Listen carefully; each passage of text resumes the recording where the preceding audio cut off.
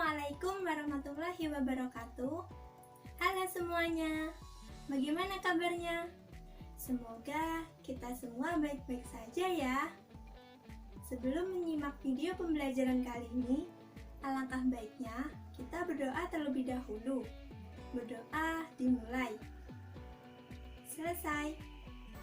Dalam video pembelajaran kali ini, kita akan belajar tentang struktur dan fungsi jaringan tumbuhan. Kompetensi dasar pada materi ini yaitu menerapkan konsep tentang keterkaitan hubungan antara struktur sel pada jaringan dan fungsi organ pada tumbuhan. Adapun indikator pencapaian kompetensi. Yang pertama, menjelaskan ciri-ciri jaringan meristem dan jaringan permanen. Yang kedua, menentukan jenis jaringan penyusun organ. Kemudian, yang ketiga, menjelaskan perbedaan anatomi tumbuhan monokotil dan tumbuhan dikotil.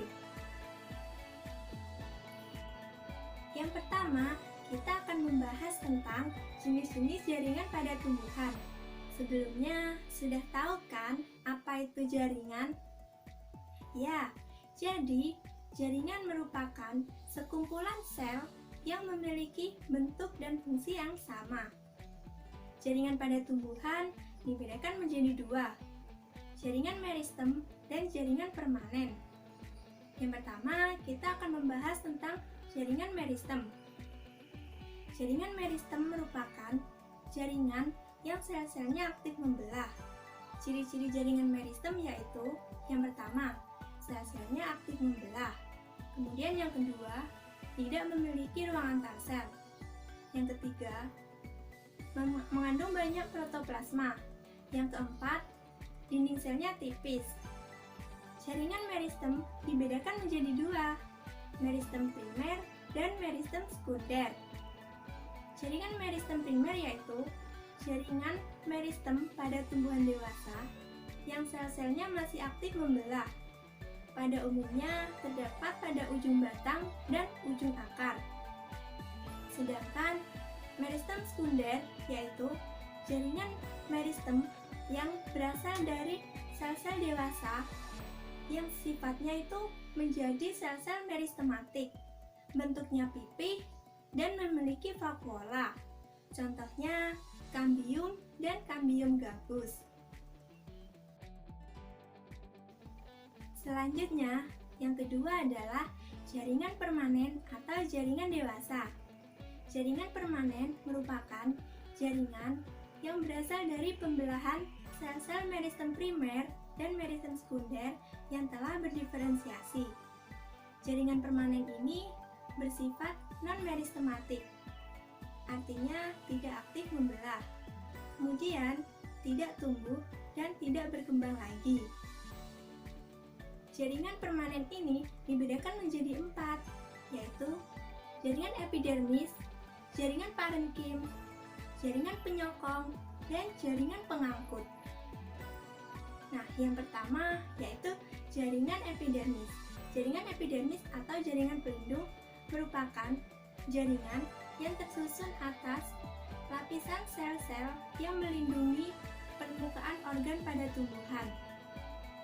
Fungsinya melindungi bagian dalam tumbuhan. Untuk ciri-cirinya, yang pertama, terdiri atas satu lapis sel.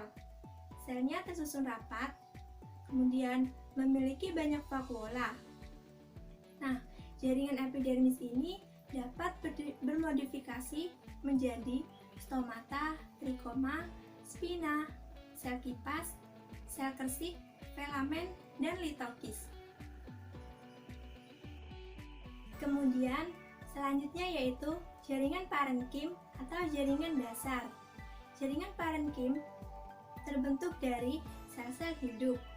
Fungsi dari jaringan parenkim sebagai tempat penyimpanan cadangan makanan. Berdasarkan bentuknya, parenkim dibedakan menjadi 4.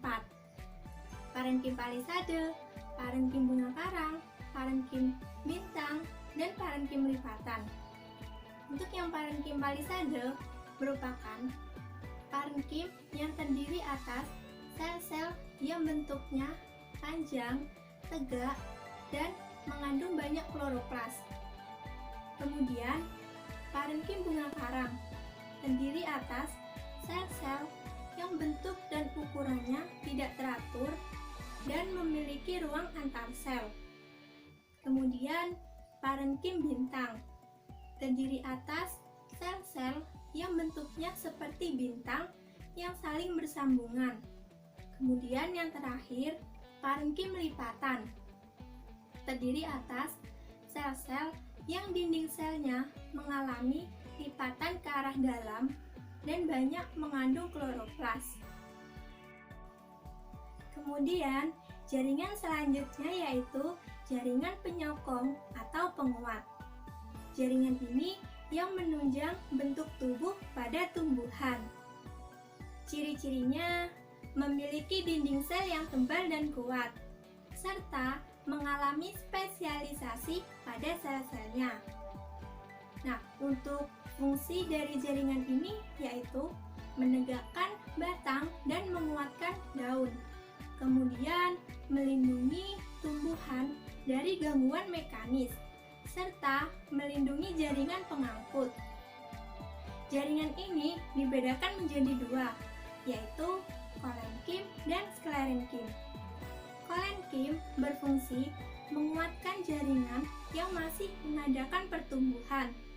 Jadi, untuk ciri-cirinya terdiri dari sel-sel hidup, penebalan dinding sel yang tidak teratur, dan dinding selnya tidak berlignin. Sedangkan untuk yang sklerenkim, fungsinya menguatkan jaringan yang telah berhenti mengadakan pertumbuhan.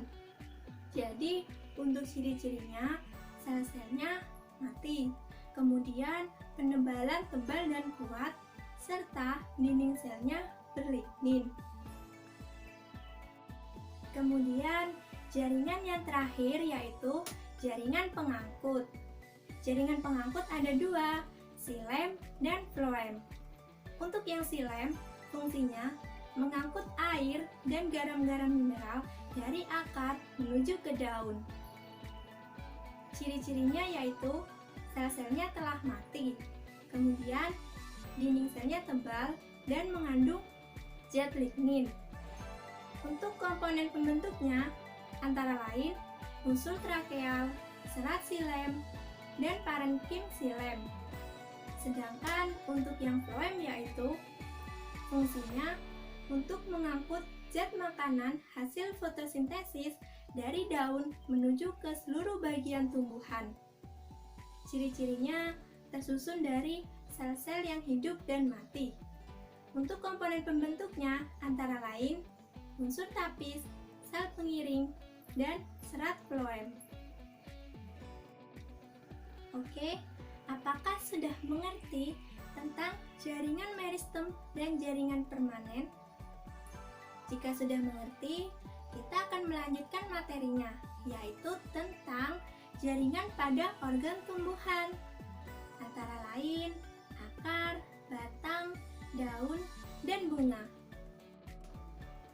Organ yang pertama yaitu akar.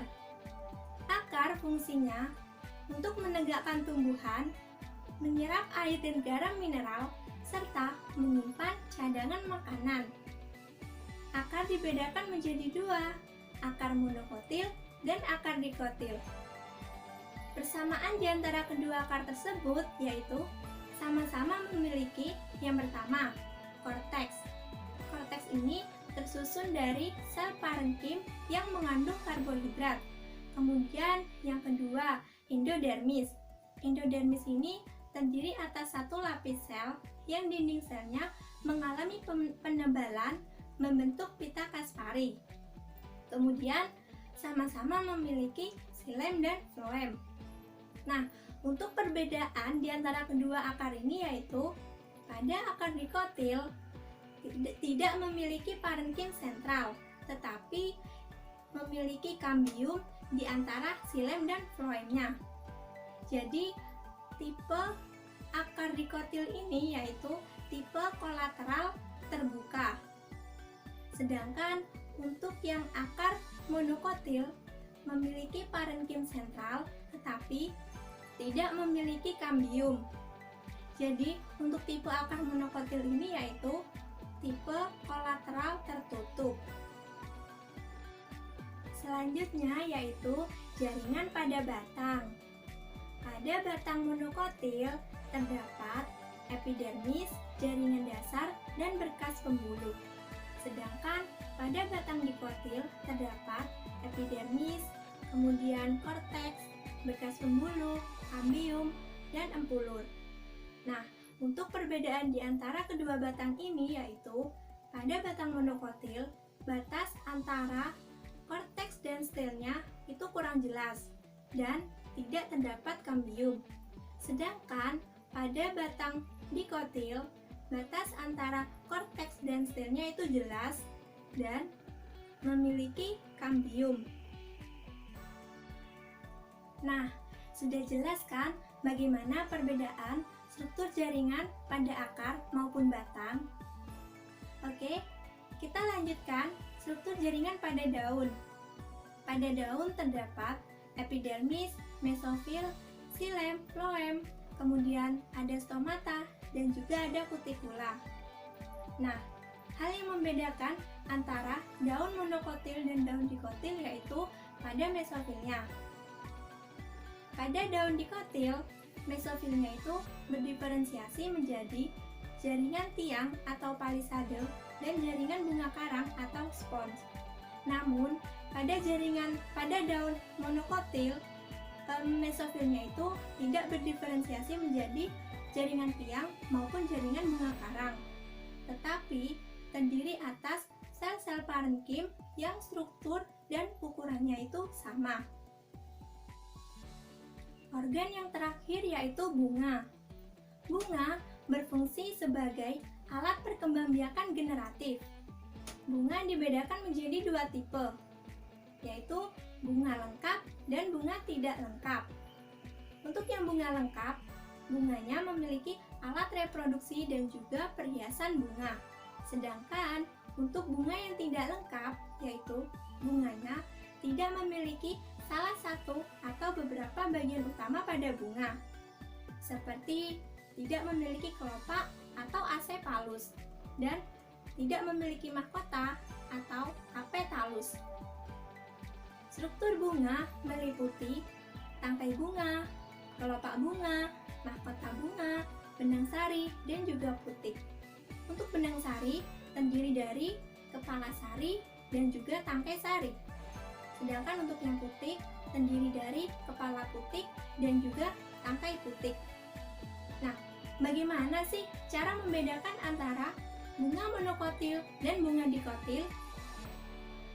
Jadi, untuk membedakan bunga antara dikotil dan bunga monokotil yaitu pada jumlah mahkota bunganya. Pada bunga monokotil, jumlah mahkota bunganya yaitu 3 atau kelipatannya. Sedangkan pada bunga dikotil berjumlah 2 atau 5 atau kelipatannya.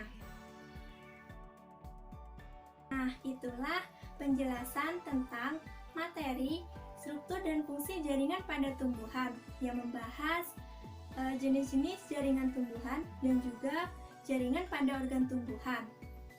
Sekian untuk pembelajaran kali ini.